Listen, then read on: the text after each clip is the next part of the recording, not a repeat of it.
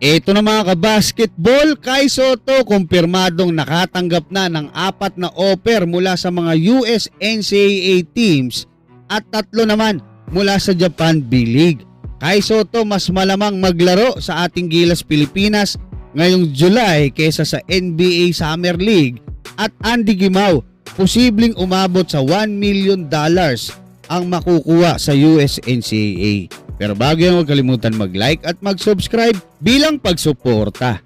Sa pinakabagong update ni Homer Saison patungkol nga sa paglalaro ng bagong NBA hopeful na si Andy Gimao sa US NCAA Division 1 na Penn State, ay sinabi nga nito na ayon sa kanyang mga NBA source ay posibleng umabot sa $600,000 hanggang $1 million ang NIL money ng Penn State para kay Andy Gimao. Mas malaki po yan mga kabasketball sa mga sahod ng mga Pinoy ballers natin, no, diyan sa KBL at maging sa ibang Asian imports natin sa Japan B-League. Kaya hindi nakapagtataka kung bakit as early as March pa lang ay may mga balita na posible raw maoperan si Kai Sotto ng mga kupunan sa US NCAA at posibleng tanggapin ni Kai. At ayon pa doon sa mga nakakausap natin mga kabasketball, mga reliable source, alam nyo naman kahit papaano may nakakausap tayo diyan nga sa mga nakabase sa Amerika, sa Japan o sa iba't ibang sa Europe, kahit papaano may nakakausap tayo.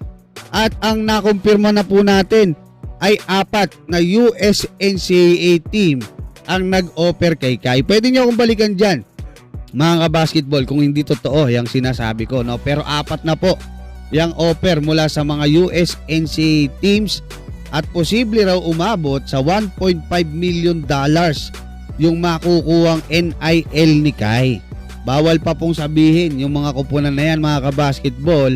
At ang matindi nga lang dyan, meron silang 30% na tax. So kung 1.5 million, merong $450,000 na tax. Ang bigat, no? Hindi ko alam kung meron sa KBL, alam ko wala eh.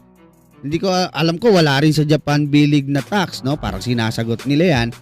Pero yun nga mga kabasketball, dito naman sa Japan B-League may 3 offer siya. 3 Japan B-League Primera doon sa Division 1. Nakakuha na po si Kai ng 3 offer dyan. At ang sinasabi pa ay medyo maliit talaga yung chance na maglaro si Kai Sotto sa NBA Summer League ngayon. So most likely talagang dito sa ating Gilas Pilipinas sa July maglalaro si Kai kung saan kailangan sila. Lalo na ngayon kumuha pa ng naturalized player etong Australian Boomers, yung kanilang GOAT import. Matagal nang nag-MVP, nagcha-champion dyan sa NBL Australia na si Bryce Cotton. Kaya mga kabasketball, ano masasabi nyo hanggang dyan? Maraming salamat at God bless sa inyong lahat.